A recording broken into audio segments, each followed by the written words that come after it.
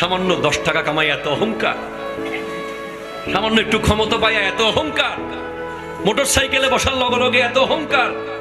আজকে বলে যাই যুবক, মোটর সাইকেল হচ্ছে একটা অহংকারের সাইকেল, ঠিক কিনা জোরে বলেন না?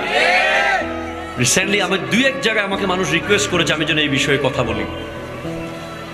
মোটর বাইক হচ্ছে অহংকারের বাইক, আর এটা ডিজাইনটা এমন ভাবে করা যেটাতে আপনি বসলেই আপনার মধ্যে একটা আলাদা ভাবসাব চলে আসবে। কিন্তু আপনি যদি ইয়ামাহা কতগুলো আছে না পুরাতন ব্যবসা না কি বলে যে, হ্যাঁ ঠিক আছে, ওগুলোতে বসলে আপনার মোটেও অহংকার আসবে না। সর মানুষ একেবারে আস্তে আস্তে বাতাস খেতে খেতে চলে যাচ্ছে।